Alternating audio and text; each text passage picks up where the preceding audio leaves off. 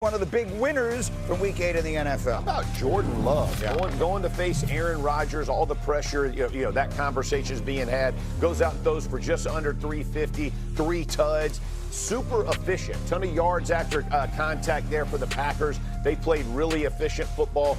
If Love continues to progress this way, right, the kind of the sky is the limit here. So you got to like what he's doing, but in that pressure moment, I thought he really stood up and stood the test. Graziano, give me a loser from Week 8. It's got to be the Bengals. You have a 2-touchdown lead in the fourth quarter on the Jets, who have not won a game all year. You have to put that game in your pocket. Bengals win this game. They're 4-4 and a half game back of the reeling Pittsburgh Steelers with some hope that Joe Burrow's coming back in December. You would have loved to be in that position. Instead, the inexplicable, inexcusable loss to the Jets. They're not out of it, but they're going to wish they had that one back. I agree. It's an absolutely terrible loss, maybe the worst loss of the season so far. J-Mac, give me a winner. I got Jonathan Taylor. I was in the building that Jeff Saturday built. Yes, sir. The entire crowd was chanting MVP. Yes. This guy has been unbelievable this season. He is chasing LaDainian Tomlinson's touchdown record. And hey, the way he ran against the Tennessee Titans, if he could play them more, he would 100% yes, he get would. that right. He's on pace for 1,800 yards and 29 touchdowns. Rushing. Finally, Dominique, give me another loser this weekend. Myles Garrett. What? Only 5? What are you doing? Like, I would say that Myles Garrett was incredible this weekend, and some of his best pass rushes didn't end up in sacks. Yes. But it is really sad to have such an incredible, greatest in the category of one of the greatest defenders of all time to never really ever play a meaningful game. So they lost this game inexplicably while he had 5 sacks and was unblockable the entire game by no number of people. That's him on the sideline. He had 5 sacks and they got blown out. We just go back and show those again. All those, he's doubled. He's literally doubled. Like, if you're an offensive line coach, if you're an offensive coordinator, you're like, let's double him, we'll lock him up. Yeah. No, he swam, ripped the swim, does it all, gets home. It's insanity. In the interest of, he was very upset after the game, and he was talking about, we're not going to, I don't have the time to play the sound because I really want to dive into the conversation. There are people who are asking the question, should we feel bad for Myles Garrett being on this Look, Joe Thomas is in the Hall of Fame and is one of the great players ever and played his entire career in that same franchise and generally just on terrible teams. Sundays at 1. Myles Garrett, Brutal. That's all you play. Sundays at 1. Myles Garrett feels like the house by 4:30, babe. He's That's headed on brutal. that trajectory. Unless, It's brutal. Dan Graziano, talk to me. What happened? Myles Garrett, I was listening to you were reading the contract. Yeah, look, I mean, he just signed in March, right? Can't deal with this. You would think that's right after you sign, it's tough to trade the contract, big signing bonus, dead money. It's not that bad. Like they would not take an extra cap hit this year if they traded him. They'd have to eat $41 million in dead money Myles Garrett next year. That sounds like a lot, but it's half. T-shirts, Grimes. Let's free Myles Garrett. Trade him. It's half of what the Broncos ate for Russell Wilson last year when they cut him. Yeah. Teams do that. Yeah. You get a couple first-round picks. Now you have 4 next year. Listen, I said this at the time. Myles Garrett re-signing in Cleveland was a lose-lose. It was a mistake for him, and it was a mistake for them. Yesterday was the perfect example. He had 5 sacks, and they still got blown out. Look, He should be their Herschel Walker. He said, this is not about money. I want to win. Right. I want to be traded. Right. He stayed dug in for almost a month. And then he took they gave the money. Which is great. I mean, good for him. Let me say this, though. Let me say this just real quick in his defense on this side of it.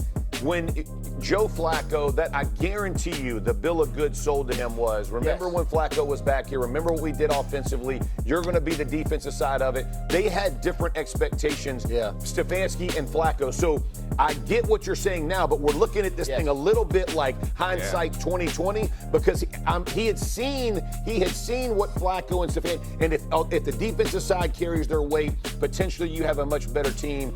I just think that his vision of it looked differently.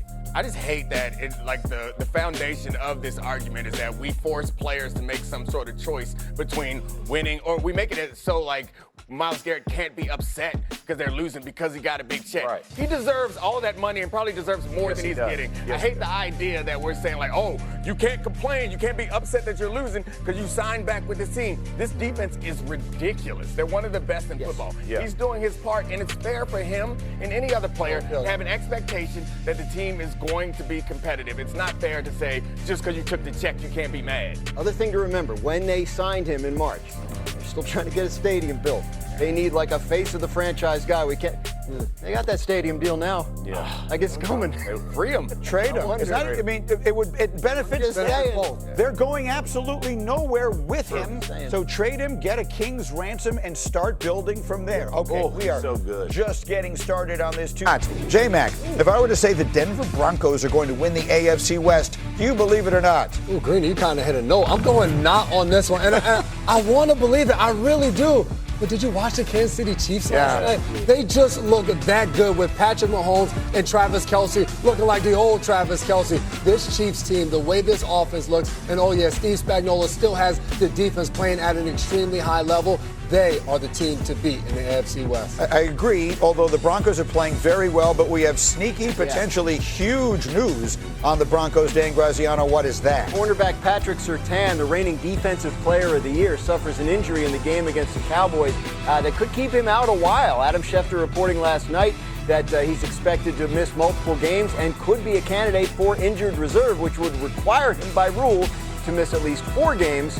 And one of those is against the Chiefs. Kansas City, They're third. They have 2 games, then a bye, then the Chiefs. So if he goes on IR, he would miss that game. Obviously enormous. Let's keep it rolling with Believe It or Not.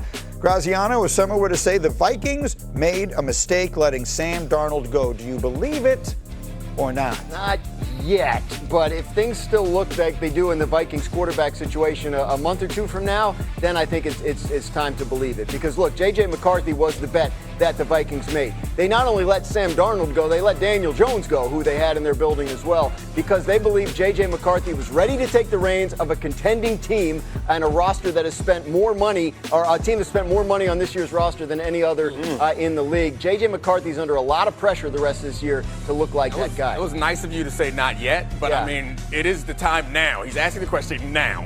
If the question is asked now, you have to believe it. We haven't seen enough of JJ. We've seen enough of this team to recognize that they are in a Super Bowl window, and they had a quarterback that we felt like gave them a chance at least to make the playoffs and make a run. Right now, they don't even look like they're going to make the playoffs. And no matter who's at quarterback, they haven't looked good. So you maybe they'll prove to be right next year when J.J. McCarthy has a Drake May type season. But right now, you have to believe that was a mistake. And the reality of it is, one of the most important abilities is availability. Yeah. And J.J. McCarthy has been available for 2 games in 1.5 seasons. That just is the reality. All right, Jeff, he just mentioned, who is that again? Drake May? That guy. Yeah. Jeff, if someone said Drake May is the best quarterback who was taken in his class, believe it or not? I got a little believe it, right? I can't do it with my chest. I can't do it with my chest yet. Just a little believe Not yet. Whisper believe it. Yeah, like a believe it, right?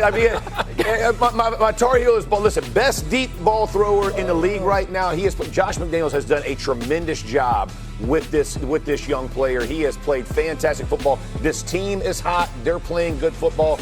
I still like May over Jayden Daniels still a little bit, but the issue is the injury for me, right? Like you just said it about McCarthy.